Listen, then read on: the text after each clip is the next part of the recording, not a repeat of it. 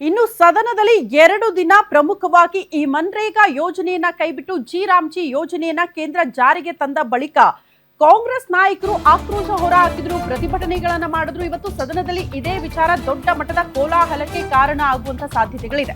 ಸದನದಲ್ಲಿ ಇವತ್ತು MNREGA versus G fight ಆಗುವುದು ಫಿಕ್ಸ್ ಅಂತೆ. ಕಾಂಗ್ರೆಸ್ ಬಿಜೆಪಿ ನಡುವೆ ಗೊಂದಲ ಕೋಲಾಹಲಕ್ಕೆ ಇವತ್ತು ಟೈಮ್ ಫಿಕ್ಸ್ ಆಗಿದೆ. ಕೇಂದ್ರ ರಾಜ್ಯದ ನಡುವೆ ಸಂಘರ್ಷಕ್ಕೆ ಕಾರಣ ಆಗಿರುವಂತಹ ಯೋಜನೆ ಮನ್ರೇಗಾ ಅನುಷ್ಠಾನಕ್ಕೆ ಕೇಂದ್ರದ ಮೇಲೆ ಒತ್ತಡ ಹಾಕುವುದಕ್ಕೆ ಕಾಂಗ್ರೆಸ್ ನಾಯಕರು ತಯಾರಿ ಮಾಡಿಕೊಳ್ಳುತ್ತಿದ್ದಾರೆ. ಜಿ ವಿರುದ್ಧ ನಿರ್ಣಯ ಮಂಡಿಸಿ ಕೇಂದ್ರಕ್ಕೆ ಕಳಿಸುವುದಕ್ಕೆ ಕಾಂಗ್ರೆಸ್ ನಾಯಕರು ನಿರ್ಧಾರ ಮಾಡಿದ್ದು, ಇತ್ತ ರಾಜ್ಯದ ನಿಲುವಿಗೆ ಟಕ್ಕರ್ ಕೊಡಬೇಕು ಅಂತ ವಿಪಕ್ಷಗಳು ಕೂಡ ತಯಾರಿ ಮಾಡಿಕೊಂಡಿದೆ. ಜಿ ಕಾಯ್ದೆ ವಿರುದ್ಧದ ಅಪಪ್ರಚಾರಕ್ಕೆ ತಿರುಗೇಟು ಕೊಡಬೇಕು ಅಂತ ಬಿಜೆಪಿ ತಯಾರಿ ಮಾಡಿಕೊಂಡಿದ್ದು, ಸದನದಲ್ಲೇ ನೂತನ ಕಾಯ್ದೆ ಲಾಭದ ಬಗ್ಗೆ ಮಾಹಿತಿ ಕೊಡಬೇಕು ಅಂತ ಕೇಸರಿ ಪಡೆ ಸಿದ್ಧತೆ ಮಾಡಿಕೊಂಡಿದೆ ಅಂತೆ. ಜನಾಭಿಪ್ರಾಯ ರೂಪಿಸಿ ಕೈ ಪಡೆಗೆ ತಿರುಗೇಟು ಕೊಡಬೇಕು ಅಂತ ವಿಪಕ್ಷಗಳು ಕೂಡ ಸರ್ವಸನ್ನದ್ಧ ಹಾಕಿದೆ ಅನ್ನೋದರ ಡೀಟೇಲ್ ಸದ್ಯ ಸಿಗ್ತಾ ಇದೆ. ಅಲ್ಲಿಗೆ ಇವತ್ತು ಸದನದಲ್ಲಿ ಜಿ ಯೋಜನೆಗೆ ಸಂಬಂಧಪಟ್ಟಂತೆ ರಾಜ್ಯ ಸರ್ಕಾರ ವರ್ಸಸ್ ಕೇಂದ್ರ ಅನ್ನುವಂತಹ ಪರಿಸ್ಥಿತಿ ಸದನದಲ್ಲಿ ಸೃಷ್ಟಿಯಾದ್ರೂ ಕೂಡ ಆಶ್ಚರ್ಯ ಪಡಬೇಕಾಗಿಲ್ಲ. ಕಾರಣ ಕಾಂಗ್ರೆಸ್ ನಾಯಕರು ಯಾವುದೇ ಕಾರಣಕ್ಕೂ ಈ ಯೋಜನೆಯನ್ನ ಅನುಷ್ಠಾನಗೊಳಿಸೋಕೆ ಬಿಡಲ್ಲ ನಮ್ಮ ರಾಜ್ಯದಲ್ಲಿ ಅನ್ನುವಂಥ ನಿರ್ಧಾರಕ್ಕೆ ಬಂದಿದ್ದಾರೆ. ರಾಜ್ಯದಲ್ಲೆಲ್ಲ ಇನ್ಫ್ಯಾಕ್ಟ್ ಎಲ್ಲಾ ಕಡೆ ಕೂಡ ಈ ಯೋಜನೆ ಜಾರಿಗೆ ತರಬಾರದು ಅನ್ನೋ ನಿಟ್ಟಿನಲ್ಲೇ ಕಾಂಗ್ರೆಸ್ ನಾಯಕರ ಹೋರಾಟ ಪ್ರತಿಭಟನೆಗಳಾಗ್ತಾ ಇತ್ತು. ಇವತ್ತು ಸದನದಲ್ಲೂ ಕೂಡ ಇದೇ ವಿಚಾರಕ್ಕೆ ಸಂಬಂಧಪಟ್ಟಂತೆ ಚರ್ಚೆ ಮಾಡಬೇಕು ಅಂತ ಕಾಂಗ್ರೆಸ್ ನಾಯಕರು ತಯಾರಿ ಮಾಡಿಕೊಂಡಿದ್ದಾರೆ.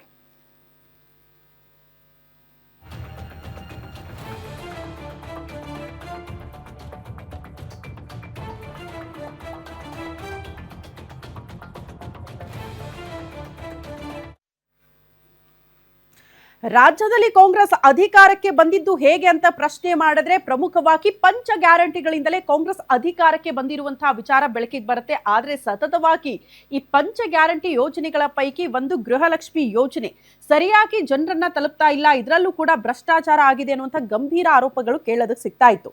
ಸೊ ಇವತ್ತು ವಿಶೇಷ ಅಧಿವೇಶನ, ಇಲ್ಲೂ ಕೂಡ ಗೃಹಲಕ್ಷ್ಮಿ ಹಣದ ಗದ್ದಲ ಸೃಷ್ಟಿ ಆಗುವಂತಹ ಸಾಧ್ಯತೆಗಳು ಇದೆಯಂತೆ. ವಿಪಕ್ಷಗಳಿಂದ ಸರ್ಕಾರದ ವಿರುದ್ಧ ಮೇಲಿಂದ ಮೇಲೆ ಈ ವಿಚಾರಕ್ಕೆ ಸಂಬಂಧಪಟ್ಟಂತೆ ಆರೋಪಗಳು ಕೇಳೋದಕ್ಕೆ ಸಿಗ್ತಾ ಇತ್ತು. 5,000 ಕೋಟಿ ಹಣ ಎಲ್ಲಿಗೆ ಹೋಯ್ತು ಅನ್ನೋದ್ರ ಬಗ್ಗೆ ವಿಪಕ್ಷಗಳು ಸತತವಾಗಿ ಪ್ರಶ್ನೆ ಮಾಡ್ತಾ ಇದೆ.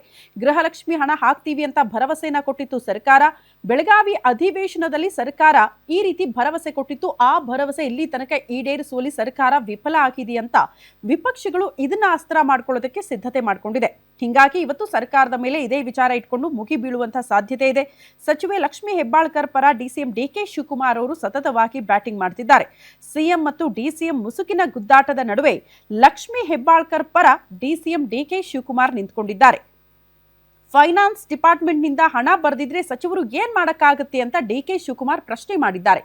ಸಿಎಂ ಸಿದ್ದರಾಮಯ್ಯ ಬಳಿ ಫೈನಾನ್ಸ್ ಡಿಪಾರ್ಟ್ಮೆಂಟ್ ಇದೆ. ಸಿಎಂ ಮೇಲೆ ನೇರವಾಗಿ ಅಲ್ಲಿಗೆ ಆರೋಪ ಮಾಡ್ತಾ ಇದ್ದಾರೆ ಲಕ್ಷ್ಮೀ ಹೆಬ್ಬಾಳ್ಕರ್ ಮತ್ತು ಡಿಸಿಎಂ ಡಿಕೆ ಶಿವಕುಮಾರ್. 5,000 ಕೋಟಿ ಬಿಡುಗಡೆ ಆಗ್ತಿರೋದಕ್ಕೆ ಕಾರಣ ಆಗ್ಬಿಟ್ರಾ ಸಿಎಂ ಸಿದ್ದರಾಮಯ್ಯ? ಈ ಪ್ರಶ್ನೆ ಇದೆ.